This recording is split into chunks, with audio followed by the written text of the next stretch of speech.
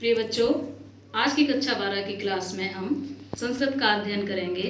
जैसा कि आप लोगों ने चंद्रपीड़ कथा कक्षा 11 में भी पढ़ी है और कक्षा 11 में इसके आगे का भाग पढ़ा है, उसी के इससे पीछे का भाग पढ़ा होगा और उसी के थोड़े आगे का भाग हम कक्षा 12 में अध्ययन करेंगे।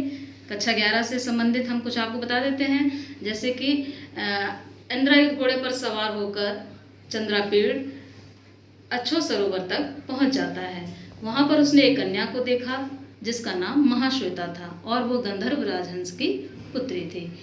उसने अपने विषय में बताया कि महर्षि श्वेतकेतु का पुत्र पुंडरीक उस पर आसक्त हो जाता है, जिससे कि उसके प्राण संकट में पड़ जाते हैं। शाप के कारण वो उसके प्राण चले जाते हैं और कोई आकर उसको आकाश में उड़ा ले जाता है। तत्पश्चात उसका मित्र कपिंजल भी आकाश में उड़ जाता है।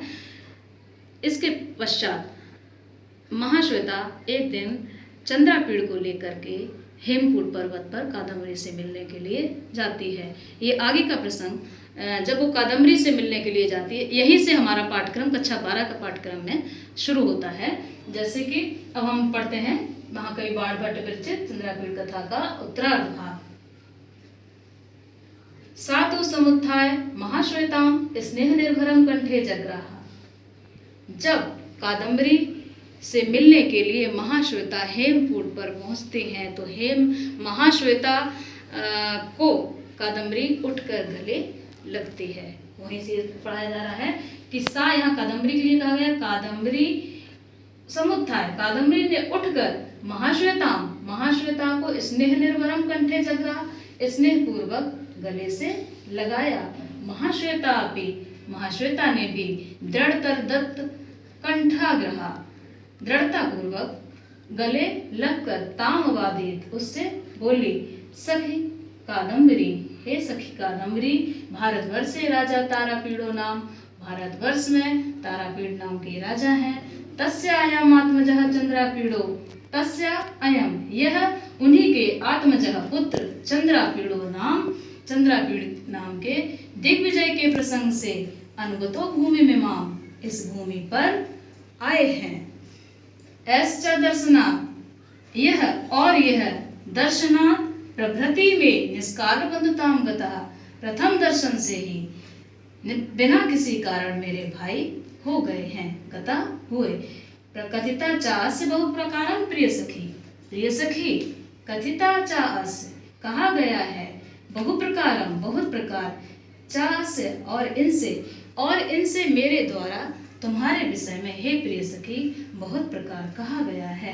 तथा पूर्व दर्शनो अयम इति विमुच्य लज्जाम, अतः प्रथम दर्शन अपूर्व दर्शनो अयम, प्रथम दर्शन से उत्पन्न लज्जा और अभिज्ञातशील स्वभाव के कारण इत्तोपहाय शंका को त्याग कर यथा मई तथा अत्रापि वर्तव्यम, जैसा मेरे साथ वैसा ही इनके साथ भी व्यवहार करो।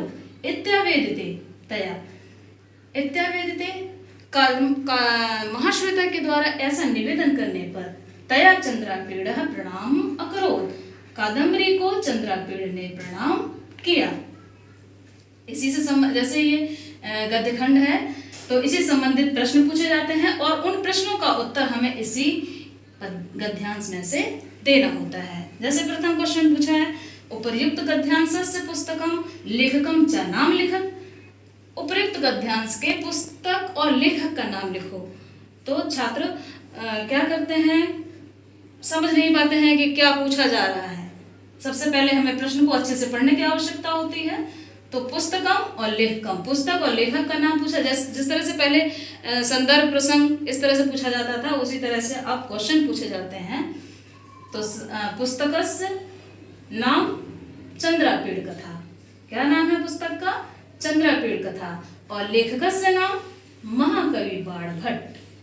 क्या लिखोगे? उपर्युक्त गद्यांशस्य पुस्तकस्य नाम चंद्रपीड़ कथा और उपर्युक्त गद्यांशस्य लेखकस्य नाम महाकवि बाणभट्ट अस्ति। इसी तरह से दूसरा प्रश्न पूछा जाता है, चंद्रपीड़स्य पिता का आसीत्। तो अभी हमने आपको पढ़ाया कि तस्य अयम आत्मजः, आत्मजः का मतलब पुत्र, यह उन्हीं का पुत्र तारापीड़, राजा तारापीड़ो नाम तस्य अयम आत्मजा, ये उन्हीं का पुत्र चंद्रापीड़। तो इसका मतलब पिता का नाम तारापीड़। तो चंद्रापीड़स्य पिता तारापीड़ आसीत्।